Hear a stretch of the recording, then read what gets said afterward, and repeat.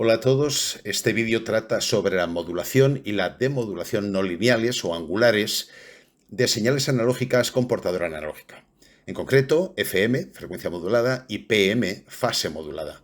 Mostraré, sin demasiado aparato matemático, las características más importantes de ambos sistemas, junto con algún circuito práctico para modulación y demodulación que, en esencia, son muy similares entre sí y, desde luego, muy parecidos a los que ya hemos visto para la modulación AM o DBL.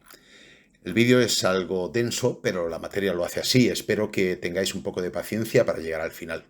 Finalmente, en las dos últimas diapositivas justificaré el porqué del éxito de la modulación en FM frente a sus competidores, entre comillas, como PM o AM. Por cierto, que he de recomendar de nuevo los libros de ese gran profesor y maestro que fue José María Hernando Rábanos sobre sistemas de telecomunicación. La modulación no lineal o angular consiste en hacer variar el ángulo, omega de t más phi, de una portadora en función de una señal moduladora X o M de t, que en todo caso ha de estar limitada en banda W mayúscula. Para una señal portadora PDT senoidal, la señal modulada angularmente, y da igual que sea FM o PM, se puede expresar como tenéis en el centro de la diapositiva. Fijaos que he puesto X sub phi de t, no voy a hacer referencia ni a FM ni a PM, es una definición genérica para ambos, donde el ángulo phi mayúscula de t es función del tiempo y que naturalmente es igual a la frecuencia de la portadora o pulsación de portadora por el tiempo más phi minúscula de t. De ahí puedo extraer o puedo empezar a calcular o extraer parámetros importantes dentro de la modulación angular. En primer lugar, la llamada frecuencia instantánea, que no es sino la derivada de ese ángulo phi mayúscula de t respecto del tiempo, cuya expresión tenéis en la parte inferior de la diapositiva. La desviación instantánea de frecuencia, como decimos, y que tiene esa expresión, naturalmente tiene un valor máximo. En valor absoluto, tenéis en la parte superior derecha, simplemente obteniendo el máximo de esa derivada. La modulación PM o de fase se obtiene variando la fase de la señal mediante la señal moduladora. De tal manera que la fase phi minúscula de t, que depende del tiempo, se puede expresar como tenéis en la expresión. Fijaos que en este caso phi de t es proporcional, según una constante de modulación, a la señal moduladora, x o m de t. Mientras que la modulación en FM se obtiene variando la frecuencia instantánea, ¿de acuerdo?, de la señal modulada mediante la señal moduladora. Es decir, fijaos, la frecuencia instantánea o la variación de la frecuencia instantánea que tenéis ahí tiene que ser proporcional, y la constante de proporcionalidad es lo que se llama constante de modulación, f sub d, a la señal moduladora. Estas expresiones, o esta expresión final, nos indica que la máxima variación de la frecuencia instantánea, me refiero a la expresión final porque nos vamos a centrar ahora en FM, ¿de acuerdo?, es, como digo, proporcional a f sub d, que es la constante de modulación. Y por tanto, también el valor máximo se daría cuando la amplitud de la moduladora alcance su valor máximo, claro. Como veremos más adelante, esto va a influir en el ancho de banda de la señal modulada, como veremos, ya digo, más adelante. Por otro lado, la potencia media de una señal modulada angularmente, no estoy haciendo referencia ni a PM ni a FM, sino a las dos. A partir de esa expresión es muy sencillo. En realidad es la potencia media de cualquier señal sinusoidal, es la amplitud al cuadrado partido por 2. Para modulación FM, como se ha visto anteriormente, a partir de la expresión de la variación de la frecuencia instantánea, podemos obtener que la fase phi minúscula de t es 2pi por la integral f sub t por x u m de t diferencial de t, o lo que es lo mismo. Una señal modulada en FM en el dominio del tiempo tiene la expresión que tenéis en la parte inferior, que nos está diciendo que la fase phi minúscula de t depende de la integral de la señal moduladora. ¿De acuerdo? Esto es, bueno, es una característica que tiene una importancia relativa, como veremos después, porque vamos a centrarnos más en el análisis en el dominio de la frecuencia, pero bueno, que lo tengáis ahí presente. Bien, obviamente la señal moduladora puede ser cualquier señal, no tiene por qué ser cosenoidal. Este caso particular se denomina modulación por tono o por un tono, pero la señal moduladora puede ser cualquier otra señal, incluso multitono. Por su sencillez matemática y por ser un caso de modulación que nos va a permitir explicar algunos conceptos importantes en adelante, supondremos que la señal moduladora es un tono. Y aquí empezamos el estudio del FM con un tono.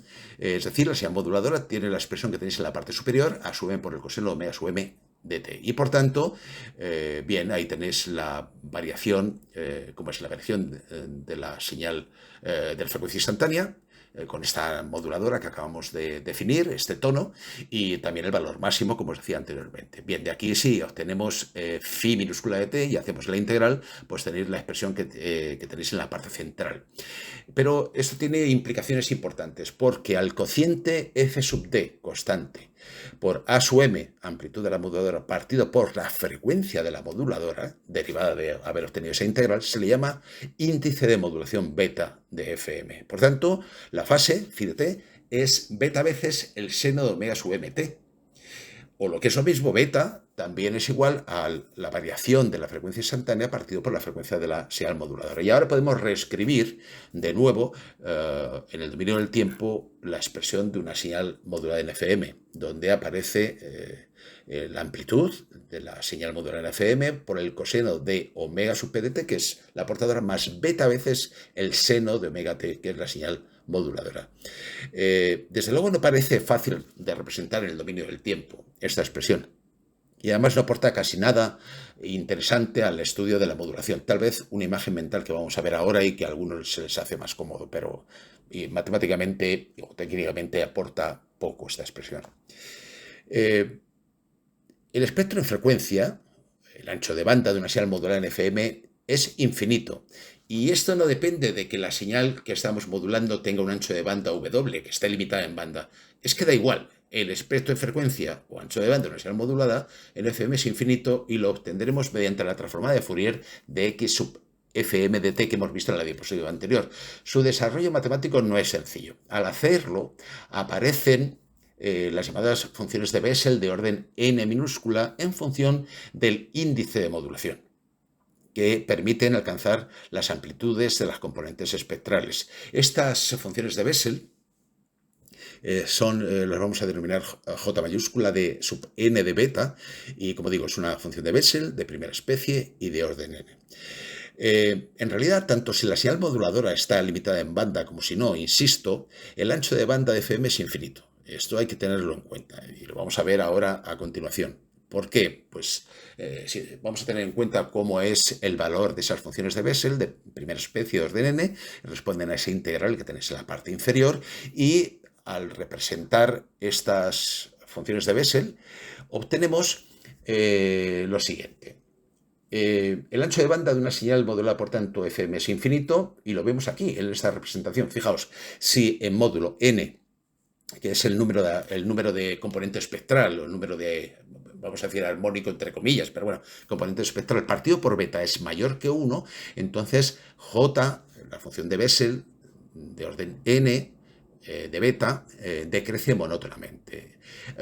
Por otro lado, también se sabe de estas funciones de Bessel que si en módulo n es mayor que 0, y es par, entonces se cumple esa igualdad que tenéis en la parte superior central de la diapositiva, pero si n con n, ya digo, en módulo mayor que 0 es impar, entonces se produce esa igualdad que tenéis en la parte superior derecha. Esto nos configura cómo sería entonces la representación espectral de una señal FM modulada con un tono. Fijaos, tenemos la frecuencia de la portadora con una determinada amplitud, que es el armónico componente espectral 0, para n igual a 0, lo tenéis ahí, a sub FM por J sub 0 de beta, y luego las componentes espectrales que están situadas regularmente espaciadas en múltiplos de f sub m, de la frecuencia de la moduladora, veis que la amplitud pues va disminuyendo cuando se cumple, como digo, que el módulo n partido por beta sea mayor que 1. Y bueno, esto no deja de tener un ancho de banda infinito, pero va a permitirnos hacer alguna aproximación práctica interesante. También veis que cuando el índice del componente frecuencial n es impar, entonces hay un cambio de signo entre la amplitud. La amplitud tiene un cambio de signo de la función de Bessel correspondiente. Bueno, aquí tenéis una representación en forma de cuadro de valores numéricos. Digamos, en la parte izquierda tenéis los valores de las funciones de Bessel de orden n, para diferentes valores de beta, de índice de modulación, desde 0,1 a 10. Y, digamos, el valor de n, fijaos, el valor central para n igual a 0 sería la componente frecuencial, la portadora, por decirlo así, y ahí tenéis los valores de la función de Bessel. Por supuesto, se ha confeccionado siguiendo un criterio, que es que el módulo, la función de Bessel correspondiente, j sub n de beta, sea mayor que un epsilon, que se ha establecido, digamos, vamos, que no tiene ningún... se ha establecido como valor mínimo necesario para considerar que esa componente frecuencial es significativa. Esto, como veis, todas las casillas que no tienen un valor numérico se consideran no significativas, se desprecian y obviamente se comete un error, se produce una cierta distorsión en la señal de FM, pero digamos es un criterio práctico, comercial, en FM comercial, y solo se marcan en esa tabla aquellas componentes que superan ese valor de epsilon, que en cualquier caso se fija de forma arbitraria en 0,01. Por tanto, se habla de las componentes significativas de FM si se cumple que en módulo la función de Bessel correspondiente es mayor que 0,01. Si no lo es, si es menor que 0,01, entonces se habla de componente no significativa y que en todo caso los valores de epsilon son arbitrarios y dependen de la calidad que se pretenda de la señal de FM. En FM comercial suele estar entre 0,01 y 0,1. De este valor y de su utilidad se hablará un poquito más adelante. Gráficamente lo tenéis en la derecha. He tratado de representar en abscisas el valor del índice de modulación, el valor de beta. He puesto tres gráficas, una para epsilon igual a 0,01, otra para 0,1 y una intermedia en color rojo, que son un poco los valores comerciales de epsilon en función del índice de modulación. Y en ordenadas, en esta escala logarítmica, que es esta función gráfica logarítmica, he puesto el valor de m, que es el valor de la última componente frecuencial significativa, es decir, la última componente que cumpliría que en módulo j sub n de beta sea mayor o igual que un epsilon, ¿de acuerdo? Ese m mayúscula es un parámetro que vamos a ver ahora a continuación y que es muy importante porque nos dice cuál es el valor de la última componente que cumple eso. Lo dicho en otras palabras, cuál es el valor de n minúscula que cumple eso, ¿eh? Bien, efectivamente, el ancho de banda en FM, como en otros sistemas, claro, está determinado por el número de componentes significativas que estamos contemplando. Se puede expresar en función de la última componente significativa, m, que cumple la condición de que el epsilon correspondiente sea mayor que 0,01 y menor que 0,1, y m dependerá del valor de la función de Bessel, el módulo, ¿de acuerdo? Y lógicamente del índice de modulación, como hemos venido arrastrando en toda esta descripción, puesto que hay componentes significativas para n mayor que 0 y para n menor que 0, y que su separación en la frecuencia, como hemos visto anteriormente, es la frecuencia de la señal moduladora, f minúscula sub m, el ancho de banda b de la señal modulada quedará eso sí, con m mayúscula mayor que 1, de acuerdo, determinado por esa ecuación tan sencilla que tenéis en la parte inferior. Es 2 veces m mayúscula por la frecuencia de la señal de la moduladora. En realidad, todo está tabulado y no hay que hacer muchos cálculos cuando se desarrolla un sistema de FM, desde los valores de las funciones de Bessel, el valor de f sub d, la constante de modulación, pasando por el valor de epsilon, el valor de m mayúscula, la última componente significativa del sistema. Hablar de componente significativa o no depende también, como decía, de la distorsión que se acepte en un sistema de FM. El estudio de modulación con un solo tono se ha revelado como de gran ayuda para hacer las recomendaciones de calidad para todos los parámetros, sean cual sea la señal moduladora. ¿De acuerdo? Es muy importante comprender bien cómo se comporta un sistema, cómo es un sistema de FM cuando la señal moduladora es un tono, o modulación con un tono. De la relación entre m mayúscula y beta, el índice de modulación, se pueden deducir o se pueden sacar algunas conclusiones interesantes o aproximaciones. En primer lugar, si m partido por beta tiende a 1, lo cual significa que beta es muy grande, mayor o igual que 10, decimos ahí, el ancho de banda se puede aproximar según la ecuación que tenéis ahí, a 2 veces beta por f sub m, o bien 2 veces la constante de modulación por a sub m, ¿de acuerdo? Ahora bien, si beta es muy pequeña, menor que 0,5, se puede decir que m es aproximadamente 1 o 1. Y el ancho de banda se aproxima a 2 veces f sub m. Esto es obvio, fijaos, si m es 1, es que solamente está la portadora, ¿de acuerdo? Y una componente frecuencial o espectral, y por tanto, dado que n minúscula puede ser valores positivos y valores negativos, el ancho de banda es 2 veces f sub m, como veremos gráficamente un poquito más adelante. No hay que confundir, por tanto, ancho de banda con el número de líneas espectrales significativas, porque es que el ancho de banda digamos, depende de la frecuencia de la moduladora y también de m mayúscula, pero fijaos que cuando beta es pequeño no depende de m mayúscula, así que cuidado con estos dos conceptos que a veces se confunden y en FM no son exactamente lo mismo. En la práctica, si beta es menor que 0,5, se habla de FM de banda estrecha.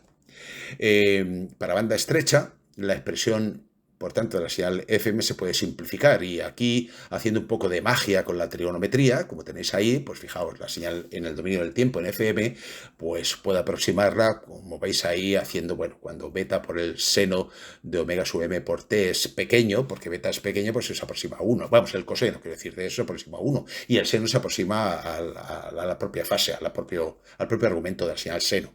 Y por tanto, bueno, la señal en el dominio del tiempo, como digo, se llega a esa expresión que, bueno, tampoco, no nos dice, de pronto parece que nos iba a solucionar la visión que tenemos de la señal FM en el dominio del tiempo, pero tampoco es exactamente así. Ahora bien, aplicando algunas equivalencias de trigonometría, se obtiene la siguiente ecuación, que es muy interesante, esta que tenéis aquí. Nos ofrece el FM de banda estrecha solo 3 componentes espectrales, que son la portadora en f sub p y la componente espectral f sub p más f sub m, o la frecuencia f sub p más f sub m, y en f sub p menos f sub m, donde las amplitudes, como veis, cumplen las reglas para las señales de Bessel, para las funciones de Bessel que hemos visto anteriormente. Claro, esto sin hacer una transformada de Fourier ni un desarrollo de Fourier, nada, simplemente tenemos 3 componentes espectrales, y lo que he representado aquí no es sino, de acuerdo, el espectro positivo, de acuerdo, no el espectro completo, solamente el espectro positivo. Fijaos que entonces el ancho de banda está claramente determinado por f sub m, y es 2 veces f sub m, como decíamos anteriormente, en banda estrecha. Después de transformar la expresión de la señal FM en el dominio del tiempo para banda estrecha, mediante funciones trigonométricas, hemos llegado a estas 3 señales, a estas 3 componentes frecuenciales. La verdad es que si alguien quiere intentar representar esta señal en el dominio del tiempo, esa expresión, pues lo puede hacer, pero de luego le recomiendo que se ayude de un programa como MATLAB o algo similar. Yo aquí os pongo un ejemplo de cómo sería aproximadamente. Fijaos cómo parece un acordeón, ¿verdad? Que la frecuencia de la señal portadora va siendo modificada, va aumentando y disminuyendo, pues en función de la variación de la señal moduladora, que en este caso es un tono, ¿de acuerdo? Otra señal cosenoidal. Bueno, aquí tenemos cómo sería un modulador de banda estrecha, utilizando el multiplicador analógico de Analog Devices, la D564, que ya usamos para diseñar un modulador en AM, y veis que es muy similar. Aquí de lo que se trata es de conseguir esas 3 componentes frecuenciales, ¿de acuerdo?, para el de la portadora y el de las 2 componentes frecuenciales, para conseguir la modulación correspondiente. Bueno, también podemos tener aquí pues un circuito, un diagrama de bloques de un circuito también un poco, bueno, es más un esquema de cómo sería un modulador completo, con un oscilador de la portadora, un desfasador para conseguir la señal seno de omega sub p de t, y también, bueno, pues para un integrador para conseguir una señal también senoidal, y que el multiplicador nos pudiera proporcionar esas 3 componentes frecuenciales, que es en realidad el que lo hace. ¿Cómo conseguir banda ancha? Porque hasta ahora hemos hablado de FM de banda estrecha, modulación con un tono de banda estrecha. Bueno, simplemente lo que se suele hacer es, si es que se quiere utilizar FM de banda ancha, es volver a modular. o mejor dicho, bueno, sí, volver a modular la señal FM de banda estrecha con un nuevo multiplicador analógico con una segunda portadora para obtener FM de banda ancha. Bueno, esto es muy esquemático, pero para que el concepto de FM de banda ancha lo tengáis un poco presente. A continuación vamos a ver un ejemplo. El ancho de banda, como digo, de una señal de FM es 2 veces M mayúscula por F sub M. Os recuerdo que M mayúscula es la última componente significativa de frecuencial. No es nada más que un valor de referencia debido a que se ha aducido cuando la señal moduladora es un tono. Pero, ¿cuál es el llamado ancho de banda de transmisión necesario, B mayúscula sub T, cuando la señal moduladora no es un tono, sino cualquier señal de ancho de banda W? Lo primero que tenemos que decir es que la señal moduladora, sea la que sea, tiene que estar limitada en banda. Ancho de banda W. Para explicar esto se va a suponer un sistema de FM con una desviación en frecuencia máxima admitida. Vamos a suponer que como máximo va a ser 75 kHz, ¿de acuerdo? Por otro lado, vamos a suponer que la señal moduladora tiene frecuencias entre 30 Hz y 15 kHz. La verdad es que podríamos haberlo extendido entre 20 Hz y 20 kHz, pero el ejemplo me ha salido así, digamos, para cubrir el ancho de banda de la señal de audio, ¿de acuerdo? Por tanto, bueno, el ancho de banda es aproximadamente los 15 kHz, la frecuencia máxima de esa señal moduladora. Bien, si se usa un tono modulador de 15 kHz, por tanto, y amplitud A sub M igual a 1, consultando la tabla que vimos hace unas diapositivas, con epsilon mayor o igual que 0,01, se deduce que M mayúscula es 7, es decir, la última componente frecuencial significativa es la séptima, con beta, índice de modulación igual a 5, y por tanto sabemos que la desviación en frecuencia máxima es igual a F sub T, porque A sub M es igual a 1, claro. De aquí deducimos que beta vale 5 y por tanto el ancho de banda, aplicando las expresiones sencillitas que acabamos de ver, son 210 kHz. Ahora bien, si la amplitud fuera menor que 1, la desviación en frecuencia no alcanzaría el valor máximo y el ancho de banda sería menor, pues beta sería menor que 5 y consecuentemente M mayúscula también menor que 7. Por otro lado, si el tono fuera de frecuencia 7,5 kHz, no 15, 7,5, aunque la amplitud fuera igual a 1, se obtendría una beta de 10 y una M de 12. Fijaos, beta más grande, última componente frecuencial más grande, 12, antes era 7, ahora es 12, pero claro, el ancho de banda es simplemente 160 kHz. ¿Por qué ha disminuido si hay mayor número de componentes significativas? Simplemente porque las componentes frecuenciales significativas están más cerca a ser F sub M más pequeño, la mitad que antes. Bueno, para evitar esto es un inconveniente, para evitar el inconveniente de la dependencia del ancho de banda de transmisión, digamos, real, para transmitir la señal de todos estos parámetros que hemos visto, hay varias aproximaciones, incluido lo que se llama la regla de Carson. Sin embargo, si beta es mayor que 2 y algo muy común para FM comercial, entonces se puede aplicar cualquiera de esas dos expresiones. En mi opinión, mejor la segunda de las dos expresiones que tenéis en la parte central. El ancho de banda de transmisión, que se llama, es 2 veces beta más 2 por W, siendo W el ancho de banda de la señal moduladora. Así que efectivamente, con los datos de partida que teníamos antes, con esa desviación en frecuencia máxima de 75 kHz y para un ancho de banda de 15 kHz, beta igual a 5 y M igual a 7, resulta que obtenemos efectivamente 210 kHz independientemente de M, de acuerdo, e independientemente del resto de los parámetros. En cuanto a PM, modulación PM modulando con un tono, su análisis tiene una gran similitud con FM, por lo que solo se va a resaltar las diferencias. Algunas ya se han visto al principio de la presentación. Para una señal portadora senoidal, como vimos, sea FM o PM, teníamos en el vino del tiempo una expresión genérica de esta modulación angular que vimos, y aquí lo único que sucede es que para PM la fase phi minúscula de T ahora es proporcional, la constante de modulación phi mayúscula sub D por X sub M de T, la señal moduladora. ¿De acuerdo? Ahora es la fase en la que es la constante de modulación es una fase proporcional a la señal moduladora.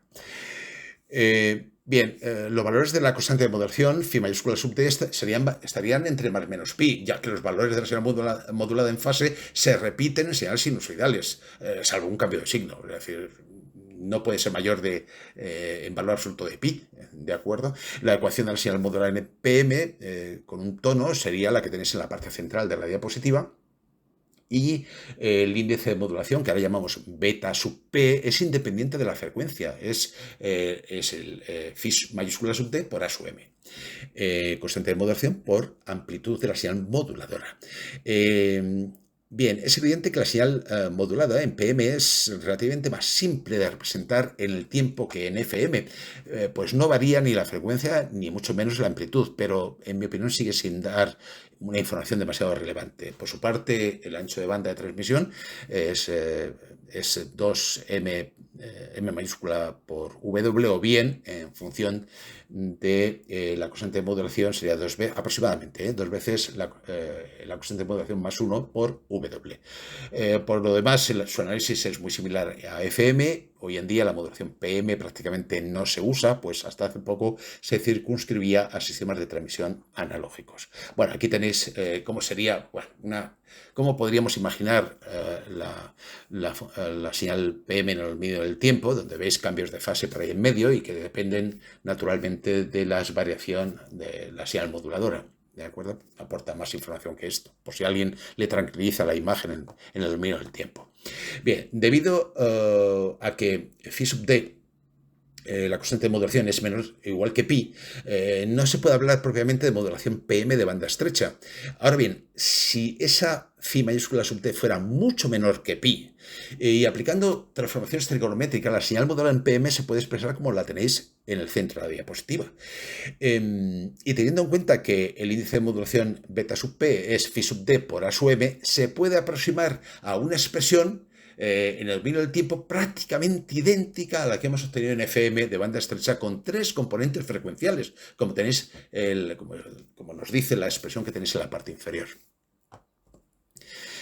Por tanto, insisto que si phi sub d es mucho menor que pi, si la señal moduladora fuera cualquier señal con ancho de banda W, su espectro completo estaría cualquier ancho de banda, su espectro completo de cualquier señal con ancho de banda omega estaría entre más menos W. Digo esto porque lo que vamos a demostrar ahora con estas expresiones es que al hacer esa manipulación, cuando phi sub d es menor o igual, mucho más pequeño que pi, resulta que si obtengo la transformada de Fourier, me salen primero en el dominio de la frecuencia, la señal PM tendría una componente en f sub p, que es el armónico principal. Naturalmente el valor es a sub p phi sub d partido por 2, porque estamos en un espectro completo, también en menos f sub p, pero también aparece menos j multiplicado por, digamos, la señal, el espectro de frecuencia de la señal modulada desplazada a más f sub p y a menos f sub p. Insisto, estábamos hablando del espectro completo. Esto lo pongo así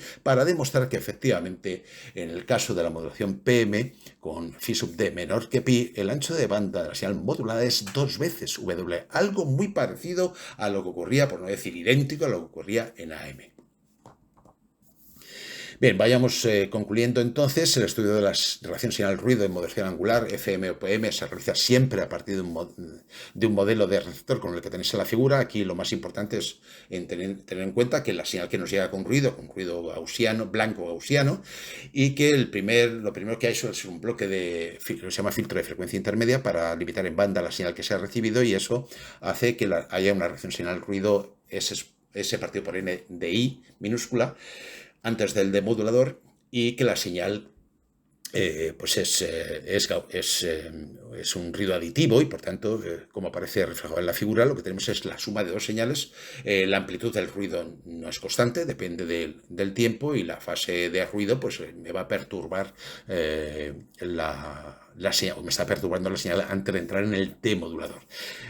Si se hace un diagrama fasorial de esta última expresión, o bien se desarrolla teniendo en cuenta las expresiones trigonométricas o las equivalencias trigonométricas, es fácil demostrar que en función de la relación señal-ruido, S partido por N sub I, de acuerdo, podemos decir que si esa relación señal-ruido es grande, es decir, la señal es potente, el ruido queda prácticamente suprimido. Se dice que la señal se impone al ruido en FM.